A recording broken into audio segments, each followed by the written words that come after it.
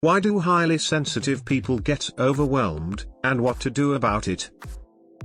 Do you frequently experience overwhelming feelings in busy public areas? Do you experience more stress than your coworkers due to a hectic work schedule? Or, even when everyone else around you seems to be having a good time, do you simply find crowded restaurants to be too loud and stressful?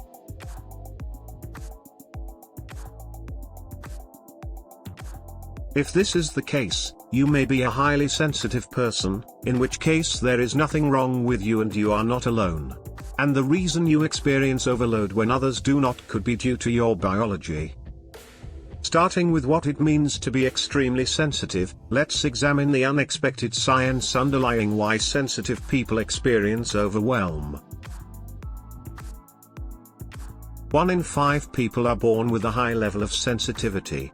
In comparison to other people, their neurological systems must therefore process information more thoroughly. Being an HSP is a common, positive trait that has benefits, but it also means that the world is turned up for you, which can rapidly become overwhelming. If you're an HSP, you can pick up on details that others overlook, draw connections that others don't, or just think about things in great detail. You might also respond more strongly to small stimuli, such as being annoyed by a quiet sound, such as a clock ticking, or feeling more strongly, like tears of joy, or being unable to watch a violent movie. Being overwhelmed is a common experience for all HSPs due to how cranked up the environment is. Here's how to recognize when you're overwhelmed. Although it can seem to strike out of nowhere, lesser burnout signs frequently precede overwhelming feelings. Small issues begin to feel extremely large. And this could make you feel anxious or scared. You're becoming physically or mentally exhausted. You feel yourself running out of steam or suddenly lacking energy. Your motivation for activities, social gatherings, or job may be impacted by this. You are unable to focus. Uncertainty or even a feeling of brain fog are both typical symptoms of overwhelm. This can include finding it difficult to decide or complete any task at all, especially ones that call for concentration. You experience pain, such as a headache, without any apparent physical cause. It's true that stress can have physical effects on the body. Physical stresses also feed a cycle of mental exhaustion, that implies a headache, a stomachache, or other sort of pain can signal the beginning of overwhelm. Everything begins to aggravate you. Ever seen a child acting out because they need to nap? Adults do it, too. In my experience, this is the most obvious indicator of overwhelm. You begin to become fixated on unimportant details. It's common to look around for anything you can control when you're overwhelmed, since it can feel like you're losing control.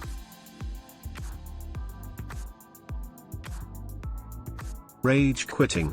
Since it isn't true wrath, I use this term figuratively.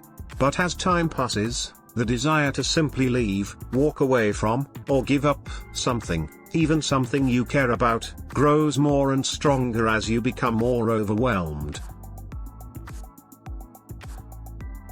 There are 3 main biological causes of HSP's overwhelm. You process and absorb more information than average. The brain and neurological system are where this takes place. HSPs are only fine-tuned for in-depth processing of each stimuli. That implies that it takes a lot more effort than other brains. You experience powerful emotions. We frequently forget that emotions are painted into our experiences by our brains. One individual may find a fall leaf to be merely attractive, but someone else whose grandmother taught them to press leaves in a journal may find great sense. However, some brains paint emotions more strongly than others, and the highly sensitive brain makes lots of art. It enhances the emotional resonance of stimuli so that HSPs can detect underlying malice in a well-masked sneer, profound beauty in the sound of rain, or unadulterated joy while feeding a cat treats. You are more concerned. According to brain research, HSPs have much higher levels of activity in all of the brain's empathy-related regions. This holds true whether you consider both loved ones and strangers.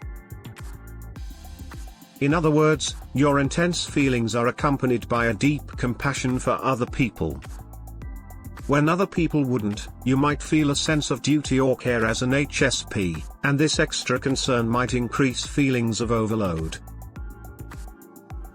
All of this adds up to a significant mental toll, so that means the cause of overwhelm is cognitive fatigue, not weakness. There is a cost to processing all that data and those intense emotions. It's similar to a computer processing more data than it can hold. It may sluggish down, perform poorly, or even crash. Everybody can relate to this. Cognitive energy, also known as brain power, is a finite resource. Additionally, we burn out if we concentrate too hard on too many things for too long. We find it difficult to digest it all. Many persons with high levels of sensitivity perceive overwhelm as inevitable. Additionally, it is a problem that every HSP faces. However, things don't have to be this way. It is feasible to establish routines that minimize it or, in many situations, completely avoid it.